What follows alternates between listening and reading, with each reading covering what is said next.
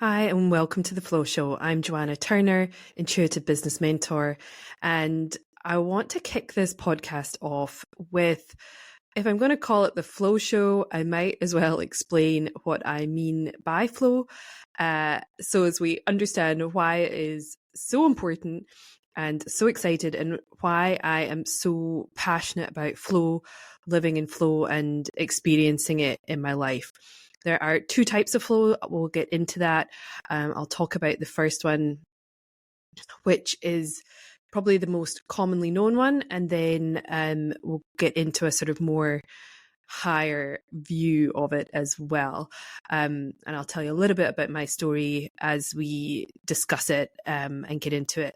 And one of the things is I've been on a very varied journey in my life and with my business, and I kept going from one thing to another, and it became quite a varied skill set, I suppose, from trauma relief to health and wellness.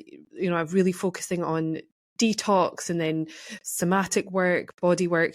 And it all kind of was sort of, there were a lot of different topics, and I really wanted to sort of understand what brings it all together. Why am I going in all these different directions? Why am I studying all these different things? And ultimately, I came to understand that all of these different factors that I was studying ultimately got us more into the flow state, more into living in flow, which is the second part of flow. And really just it was the way to live, you know, the best life. And so all of these different elements come into it. We'll not go into everything today, obviously, but we will sort of set the scene about why it's so important. And then over coming episodes, we'll dive deeper into different elements of flow. And obviously all of the different ways you can start to access this really exciting state. So let's get into it. I have a little bit prepared, and then we'll just go with it for the rest. So here we go. Flow is the opposite of burnout and stress. So I believe that burnout and stress is one of the epidemics of our era. I don't know if you've ever heard of the term karoshi. It's a Japanese word, and it describes the phenomenon of people dying at their desks in Japan from overwork. So you often hear the stories of they're either dead on the subway, dead at their desks, just overworking. And I definitely suffered from that myself. I had one spiritual mentor tell me, well, I had a few of them actually in my mid-30s. One said he didn't think I would make it to my 40th if I carried on the way I was. And I had some other pretty stark warnings from other healers and coaches that my body wasn't going to make it. And actually my body at one point, which is a whole nother story, when I finally slowed down and listened to it, my body told me it was dying. And I had a real wake up call with how I was working and living. And I knew I had to make some pretty dramatic changes. So it's very, very important to me. And I believe that a lack of personal development and a lack of not healing our core wounds and traumas is a major root cause of the unhappiness on the planet today. It also is the root of the opioid crisis, the reason suicide rates are off the chart. We obviously have massive political craziness, unrest, wars. You know, there is a lot going on in the world, and we are, you know, we're really seeing it happening at a really deep level.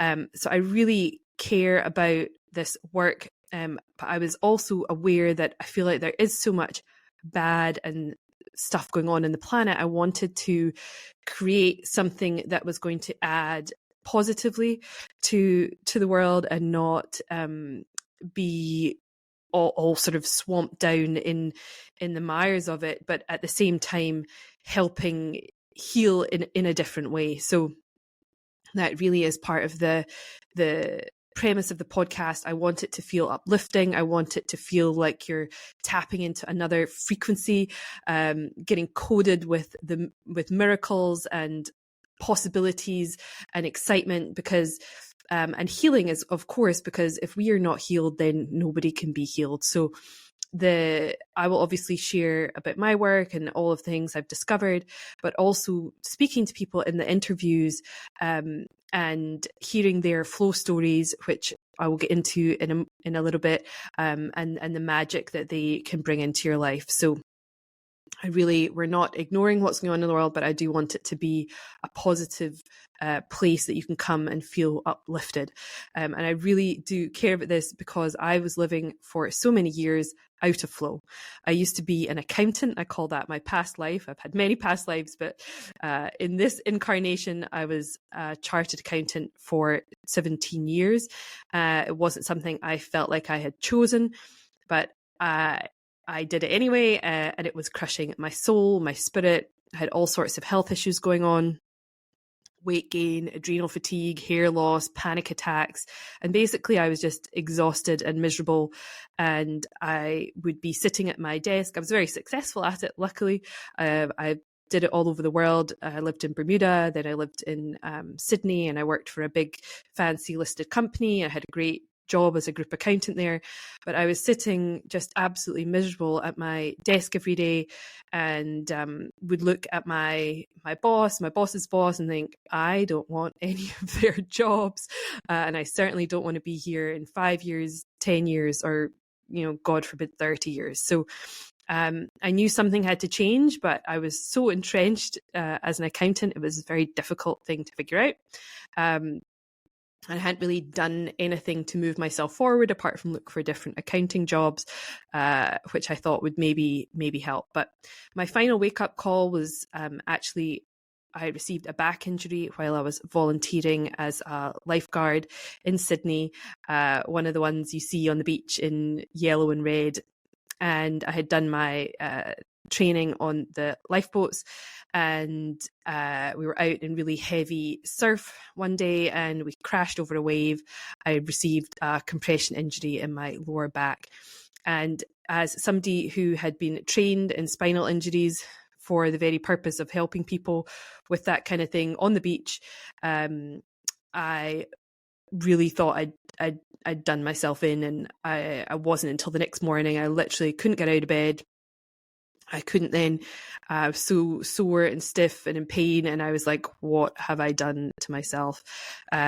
But it meant that I couldn't sit at my desk at work. I was sort of lying on the floor next to my desk, or I'd go into the photocopy room and lie on the floor just in so much pain because sitting was really painful.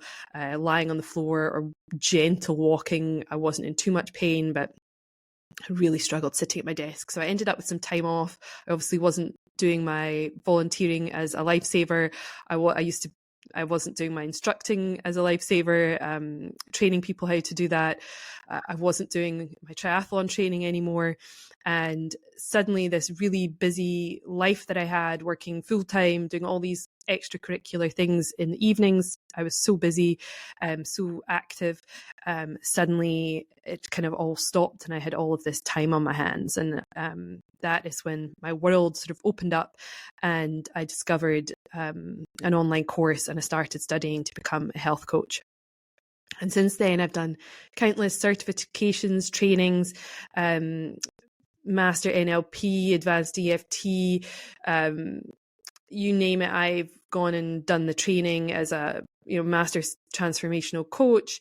So many business trainings, business university things, like tons and tons of stuff. So really gone down many rabbit holes into plant medicine, shamanism, tantra, you name it. I've done so many things on my own journey to try and heal myself, and then in turn being able to help thousands of women release their fears and go for their dreams through online courses, events, retreats.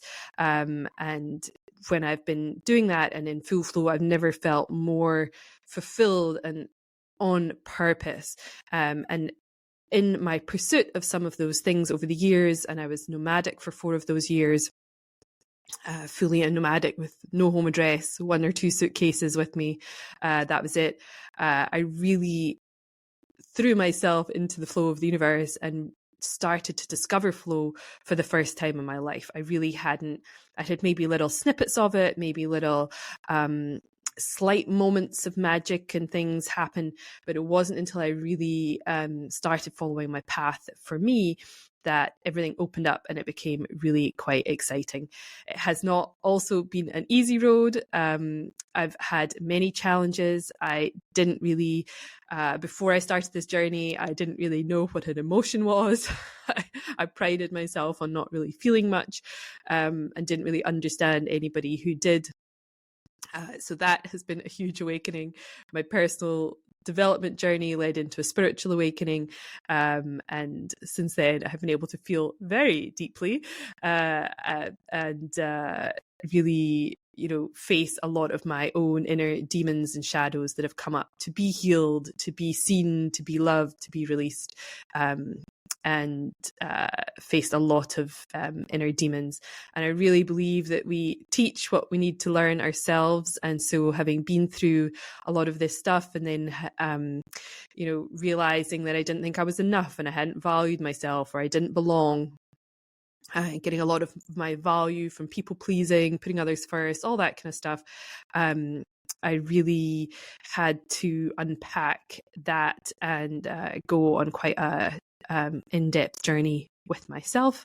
And I built my business as I was going through a lot of that. So I know what it feels like to not be living in flow and the impact it can then have, obviously, on your health, your happiness, and everything else. And so once I started living in flow, I really realized like the massive difference that can come from it. So let's talk a little bit about what on earth flow is. So there, like I mentioned, there's two different types of flow. So we're going to talk first of all about what I call microflow, which is the flow state in smaller chunks.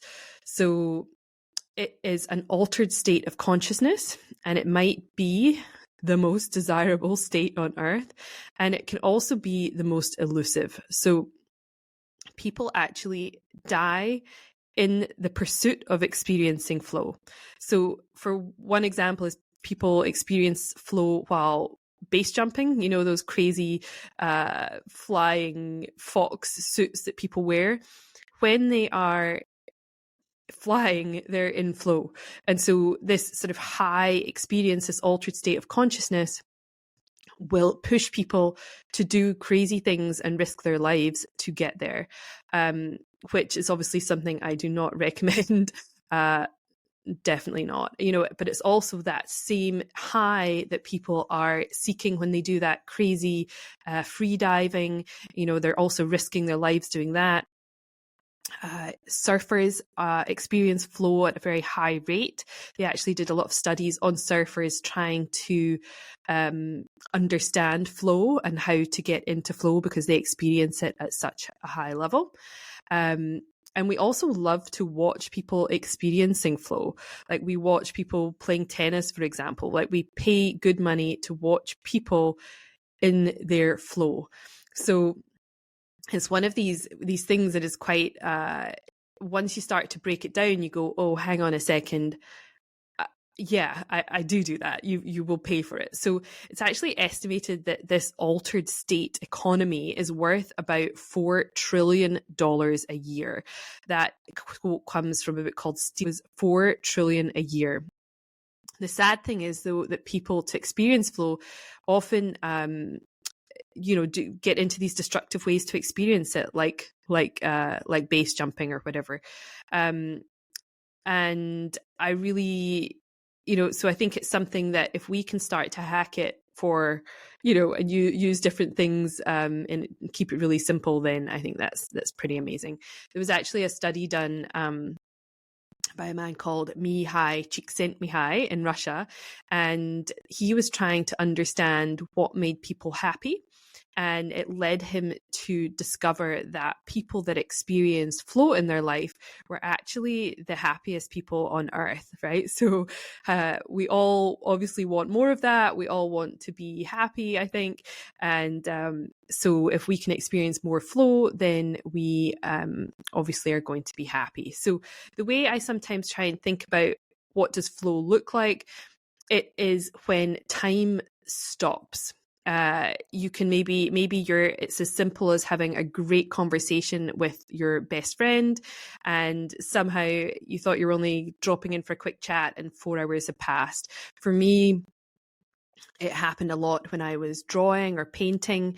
I could spend an entire afternoon and just the time just disappeared, but didn't feel like I just spent 4 hours painting or drawing. It had just happened.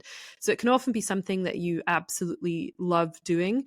And I once, in my business, one of the times I really was like, whoa, what just happened, was when I wrote, I think it was 18 sales emails in one sitting. It was 18 or 21. I think it was maybe 18. Let's call it 18. Really awesome sales emails. And it just poured out of me. The words were pouring out of me. And that's really the only time I choose to write content for my business, is when I'm in a flow state and the words just start pouring out of me. It's almost like it's not me, it's coming through me, not actually me. Like the muse has arrived and I just, jump on and let the words come. So it can feel like that. Sometimes if you're at work and you just get in the zone, some people tend to find they need, so there are obviously different levers to getting into flow. Procrastinating is actually one of them. So some people like to leave things to the last minute. I don't know if you've ever done that. I certainly have many, many times. And a task that I would be sitting knowing that I had to get done for 2 or 3 weeks, I would then, and maybe I'd tried a little bit here, a little bit there. Suddenly, when my deadline was looming, I managed to get the entire thing done and written and, formatted and sent into whoever needed it within a couple of hours. And it was, really good. But why could I not do that 3 weeks before and get it off my desk without having to stress about it for 3 weeks, right? Wouldn't that make so much more sense? Wouldn't that make you happier instead of having this looming thing hanging over you that you're waiting to the absolute last minute to do? And the thing is, a lot of people, when they push that and when you need that desperate, sort of almost like you're teetering on the edge of risk of it not being done, and you push and push, you sort of need more and more of that risk factor. And the thing is, when you've normally always been able to get the thing done on time, you start to miss those deadlines, and that's when it all unravels. And we really want to not have to rely on taking it to that extreme. We obviously want to figure out how to get in that state without pushing it to those sort of extreme times. So let me give you a couple of stats about flow and what happens when you're in flow. So there was a McKinsey study done that showed that people actually found a 500% increase in productivity when they were in flow. I mean, that is wild, right? Being able to get 5 times the amount of stuff done when you're in flow rather than out of flow. Also, your skill acquisition was 490% faster. So if you are learning something new, if you are studying, all of those kind of things, you're going to learn faster if you're in this flow state. There is a 430% increase in creative problem solving, right? You can figure out the ideas are coming. You're like, yes, let's go. Amazing. And also the other cool thing is, for 3 days after you've experienced high flow, you actually have a heightened state of creativity for the next 3 days. So a lot of these stats have come again from Stephen Kotler and Jamie Wheel. They've done something called the Flow Genome Project, really researching into flow. And I was actually given the amazing opportunity once to ask Stephen some questions at an event I was at. And he didn't particularly like my questions because they have sort of come at flow from a very, I was going to say masculine point of view, which is obviously what it is, but I was going to say very like structured, research based, very linear. That's a better word for it. So they've come from it from a very linear from a very linear point of view. And when I asked him if there was an effect of spirituality or personal development or any of these sort of plant medicines or, you know, sacred sexuality or any of these kind of things, if they had they had any benefits in being able to access the flow state, he kind of like freaked out a little bit on stage, to be honest. He just said, we have not studied that connection. And he just kind of just did not want to even go there or discuss it at all. So for me, his work is amazing. It's and the levers and things that he talks about are great.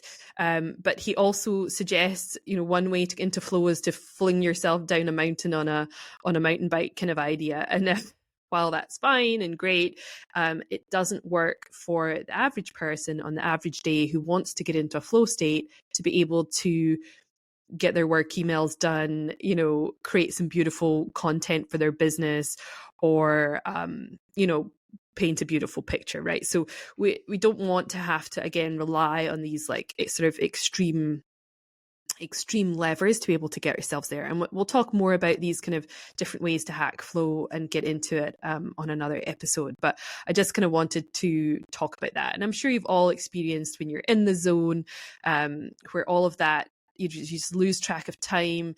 The other beautiful thing is your judgment disappears. So the frontal part of your frontal cortex actually shuts down the part that judges you. And so all the time and energy that you waste judging yourself and your work just disappears in those moments, and you're able to get a lot more done. So the flow state is really cool. It's a really exciting topic. I think it's really a cool thing to experience. And once I started experiencing it, I was like, oh, I want to live like this, right? You're like, well, if I can do that much work in a short amount of time, why can't I just do that all the time? But you actually, because being in the flow state actually floods your body with a sort of a unique mix of sort of hormones and sort of dopamine and serotonin and all of this, and epinephrine. It's a sort of unique cocktail that no drug can actually recreate.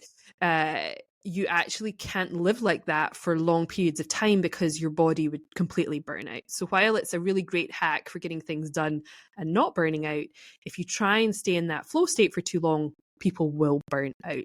You often see that with these sort of tech guys, you know, in Silicon Valley, just totally working their asses off for like 2 years straight, don't stop, and then they just collapse and can't work for a year or two. So we want to build in moments of flow, but we don't want to live in the flow state, but we maybe want to live in macro flow. So that's this is a second type of flow that we're going to talk about today. So we've got the flow state, number one, micro flow, and then living in flow. I was like, how can I experience more of this, but without burning out, right? We want to sort of create this beautiful state of being.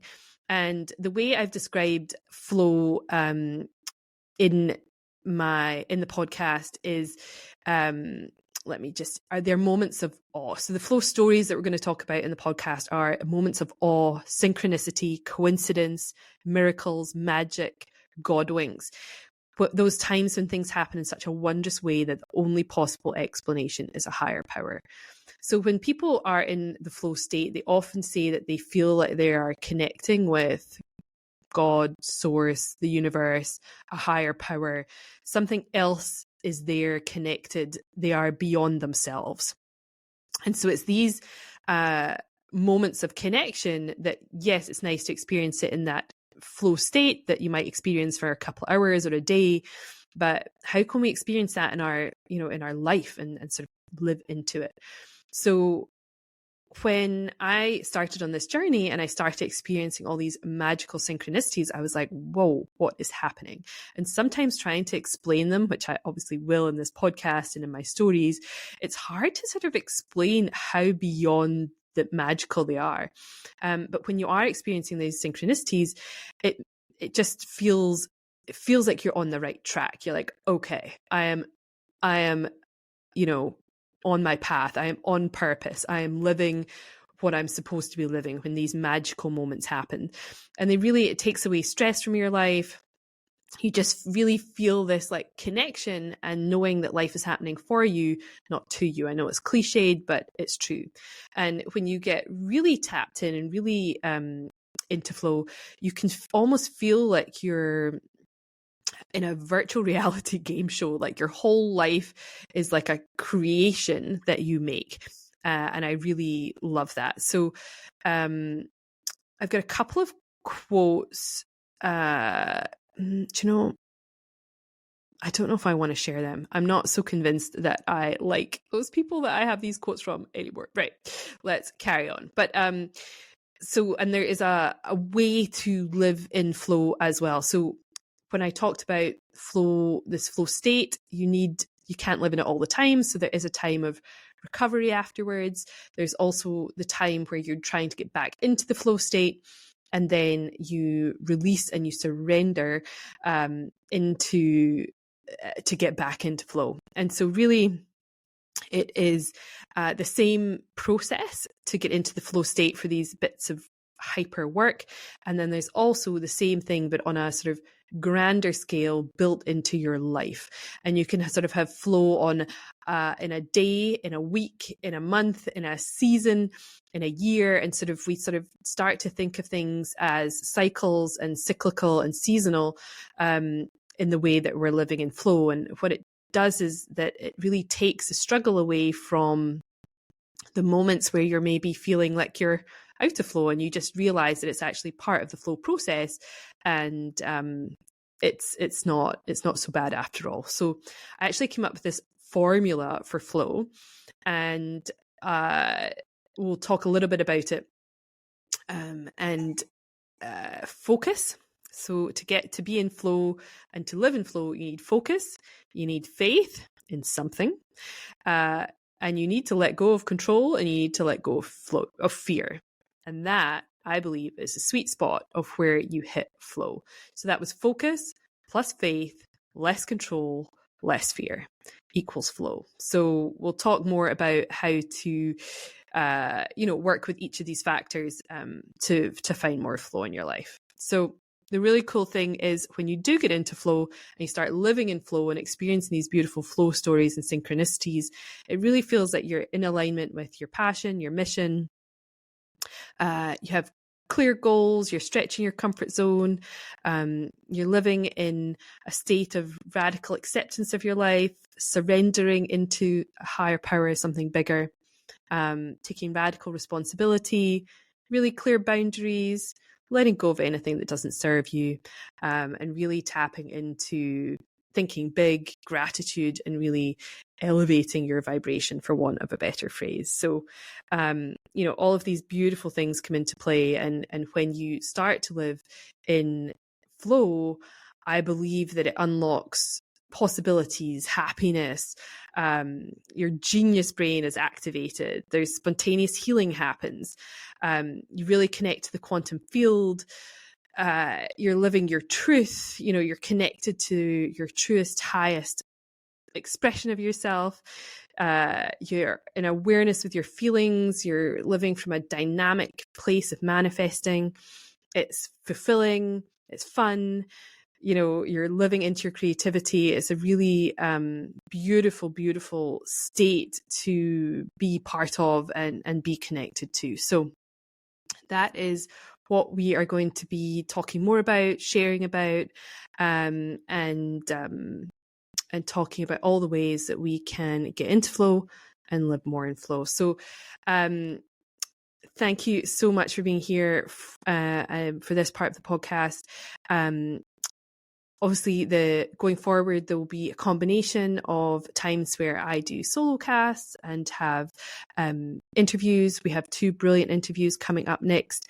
I really hope you enjoy them. And I have some amazing other guests lined up over the next few weeks and months to come and share their beautiful magic with you as well. So take care. And obviously, as we are a brand new podcast, we really appreciate all of your love, shares, reviews, subscriptions, all of that good stuff really helps us out as a little baby podcast, figuring it out and hopefully improving and getting better and better so as we can have a really beautiful, positive impact on the world. All right. Thank you so much. I will speak to you again soon. Take care. Bye.